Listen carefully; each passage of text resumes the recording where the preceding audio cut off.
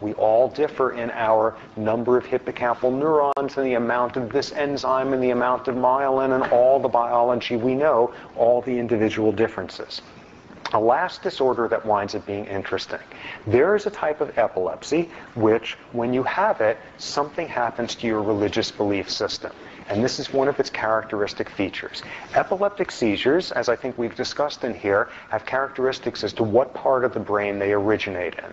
And this is epilepsy that originates in the temporal lobe. The temporal lobe containing the hippocampus, the amygdala. It's a big limbic area. The temporal lobe epilepsy. And about 30 years ago, a neurologist named Geschwin, who was at Harvard, who was probably the most influential neurologist of the 20th century, Geschwin published a paper first describing what is now called temporal lobe personality, which is a cluster of personality traits that become far more common in people with temporal lobe epilepsy. Once again, not everybody with this personality profile has epilepsy lurking there. Not everybody with temporal lobe epilepsy gets this profile, but statistically at a higher than expected rate. What do you see with temporal lobe personality? First off, the person becomes extremely serious and humorless. Okay, you might say, I would become extremely serious and humorless if I suddenly came down with epilepsy. What's the appropriate control? Looking at other types of epilepsies of equivalent severity, it's specific to temporal lobe. So you get the seriousness. Next thing you get is what is termed neophobia. You don't like new things. You like to just do very familiar sorts of stuff, the same small circle of friends, the same very relatively limited range of experiences. Okay, if I had epilepsy, I would suddenly get a lot more sort of involuted in my lifestyle. Once again, the controls are other types of epilepsies. Next thing you see is this bizarre trait called hypergraphia, which is people with temporal lobe personality begin to write obsessively. They feel a pressured need to write. Fourth trait, and the most interesting one of all, is people with temporal lobe personality become obsessively interested in religious and philosophical subjects. And these are not people with uncontrolled seizures happening all the time. These are people whose seizures are relatively well controlled with medication. And once again, well, if I had this horrible neurological disease, I'd suddenly start getting more introspective about, once again, controlled for with the other types of epilepsy. And the classic temporal lobe patient that you see is somebody who is meeting a new neurologist and says, oh, hi, great to meet you. You know, I very strongly believe that a patient should be more than just their symptoms. So I've prepared this 60-page document here, which is my philosophy about life and meaning, and if the next week's appointment comes back with a 40-page addendum, this is what you wind up seeing. And there's this fabulous story told showing that it's not that you get religious, you get interested in religious and philosophical subjects. This great story showing this. And this was apparently shortly after Geschwin first published this paper. And he had some neurology resident who one day, all the residents were in there, and the neurology resident was summarizing some patient. This was some 13-year-old boy in there with temporal lobe epilepsy. And he went through the meds and all of that and how the kid was doing. And at the end said, oh, by the way, I just read your paper on that personality stuff. This kid doesn't fit at all. Doesn't fit in the slightest. Clearly doing some chest-thumping kind of territorial stuff with the big man there. And Geschwin says, oh, yeah, really? How come? And he said, because I asked him if he's religious. He said, no, he's not. Geschwin says, idiot, out of my way. Like pushes him and goes storming down the hall, and the resident's running after him, bursts into this kid's room and says, oh, hi, I'm Dr. Geschwin, and puts him through a neurological exam and all of that, and goes through and asks him, does he like baseball, how's the weather, all of that, and then offhandedly says, oh, by the way, are you religious? And the boy says, no, I'm not. And then Geschwin asks the critical question. He says, oh, how come? And this 13-year-old kid gives this hour-long lecture about the internal inconsistencies of Christ's Sermon on the Mount and the Epic of Gilgamesh and sort of Enkidu's treatment of this and Bertrand Russell's critique of Christ.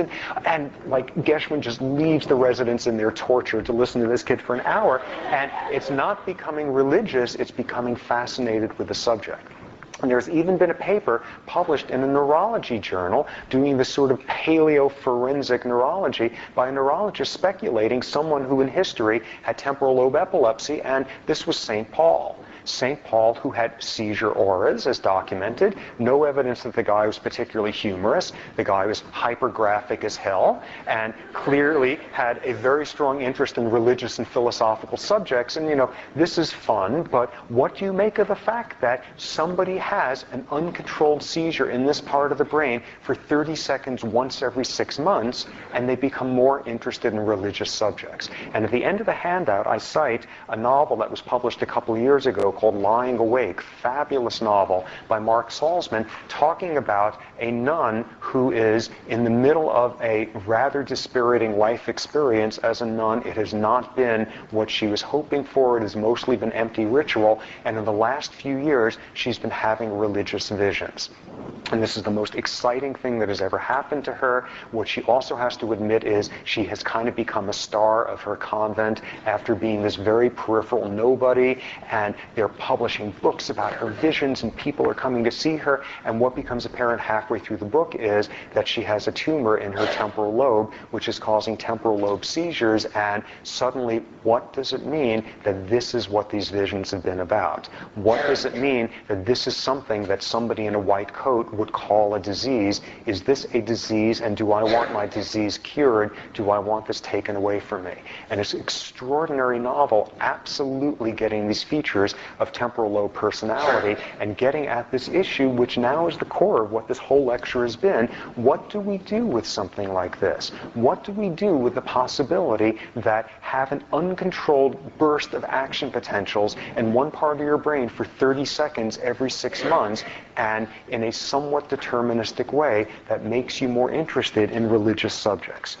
Now, summarizing here, what I think is really important for me to emphasize is what I'm not saying, because that I've kind of learned the hard way over the years touching on the subject in this class. What things I am not saying? I am not saying, ooh, some snotty, you gotta be crazy to be religious. That's nonsense. Nor am I saying even that most people who are psychiatrically suspect. I'm not saying that in the slightest. What I'm saying is it is absolutely fascinating that the same exact traits, which in a secular context are life-destroying, separate you from a community, and in the right setting are at the very core of what is protected, what is sanctioned, what is rewarded, what is valued in religious settings so often, and that there could be an underlying biology to this. And what do we do with this?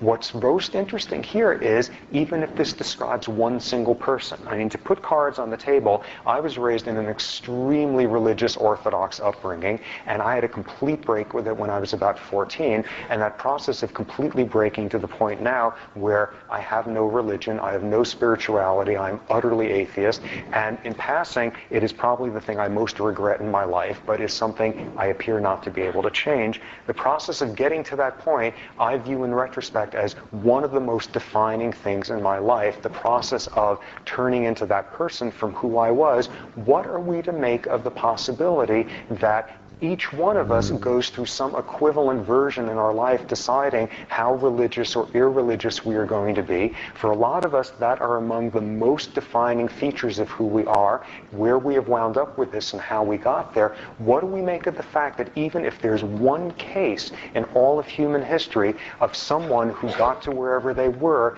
instead because of a neurotransmitter hiccup, because of a genetic influence, because of something that we would see as deterministic as your visions are due to a tumor in your temporal lobe? What are we to do with this? What I am also saying here is it is just as interesting to ask this question about why some of us lose faith as to ask this about why some of us gain faith. It is just as biological. It is simply much less studied because there are fewer examples of it to study out there, but it is just as biological of a process, and it is just as interesting if it has only been one person in all of history, once again coming to this issue, what are we to make of who we are if even in one case somebody has arrived at that point because of just a storm of neurotransmitter abnormalities rather than the journey that all of us associate with helping to define who we are.